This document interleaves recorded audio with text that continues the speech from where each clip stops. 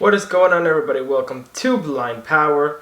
Today I want to go ahead and talk about what makes a smartphone the perfect smartphone. First, for people with visual impairments who want to use their phone as a magnifier, and B, people who are totally blind and just need a screen reader. So first we're going to start off with people who are visually impaired. So what is the candidate of a perfect phone?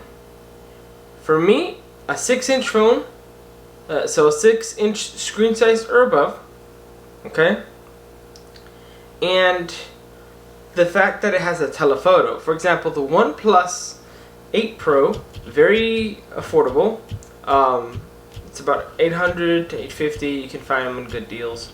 $899 I think is the default price. You can get the OnePlus 8 Pro, which has a decent telephoto. The iPhone 11 Pro are a little more expensive, but they have telephoto. Most of the Samsung S line has telephoto lens. So basically, the telephoto, as long as it's 5x or higher, it doesn't matter if it's optical, which is better. It means that the actual sensor is doing the work, not digitally.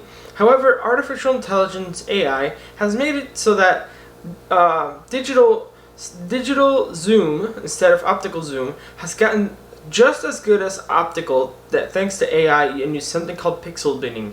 It'll basically it'll use AI to attach another pixel to the next pixel. So it's it'll take pixels that are similar so that things look sharper. It's a very hacky way of making things look sharper, but it does the job.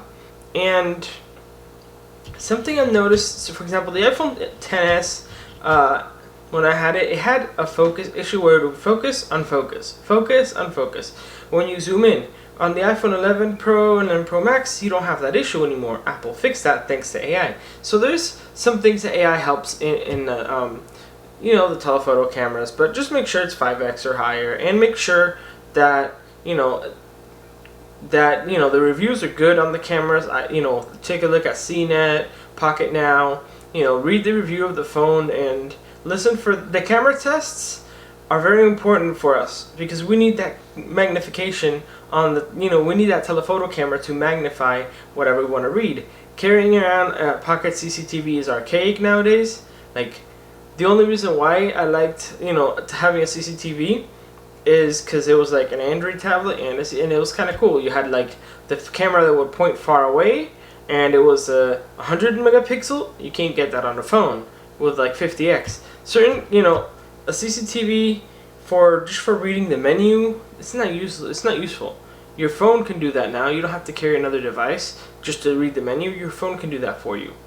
Also, the display brightness has to be 800 nits or higher. That is very, very picky, but it's the truth. In the sunlight, it could be hard to read your phone, especially if you're trying to zoom in and there's glare. It's too many things. Now, Android versus iOS, they both have great accessibility. So I'm not gonna say, oh, you need to carry this, Android or iOS is better. No, they're both good. They both have their things. What matters in this case is the screen size and the camera for making it the best phone for the visually impaired. A big phone is best.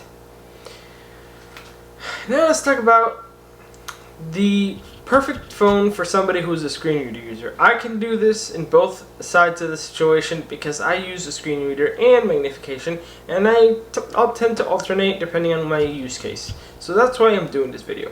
So first thing, and very, very important, OLED. You need an OLED display if you're a screen reader user. Why? What happens with OLED? OLED, if the pixels are black, so when you use a screen curtain, the pixels turn off, meaning there's no power whatsoever being turned to the display. Basically, the thing that takes the most battery on your phone is disabled completely.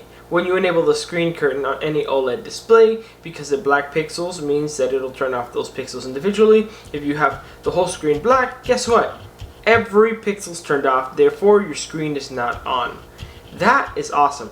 Versus an LCD or LED display, guess what's going to happen? You are not going to save battery. Your screen's going to be black. Yes, it'll serve for privacy, but you will not save battery. You still get that weird inky, reddish, weird LCD panel color you get when you look at black colors. So therefore, OLED is very important. Screen size. Again, in this case, a 4.7 to 5.5 inch phone is very nice for screen reader user because it allows you one-handed use to take every single corner with your finger. If you have to swipe up, or swipe to the left or right on the edges of the screen, you can do that. You want to swipe from the bottom of the screen, you can do that. You have a lot more reachability on a smaller screen. So, camera is the next thing. You want a good main camera that preferably has a... You want to look at the aperture. This basically means how much light is let in. So, for example, you want a good aperture that allows for low light. So you want to make sure the phone has good low light. You can look at the reviews, camera reviews and stuff. Low light means that if you're in a dimly lit restaurant and you use TapTapSee, Be My Eyes, or any of those apps that use your phone and your camera, the Ira, you can use Ira from like the camera of your phone. Like there's certain things that you can do just with the camera of your phone, and you're in a dimly lit environment. You want a good camera with a good aperture so that it lets more light in. So that way you can take OCR pictures or whatever the case may be, and you can get things done that way. That's kind of my take on both phones for people who are visually impaired and people who are totally blind. If you use both, then whichever one you use most is how I would look at it. Now, in another future, right? I would say get a folding phone. I have one right here.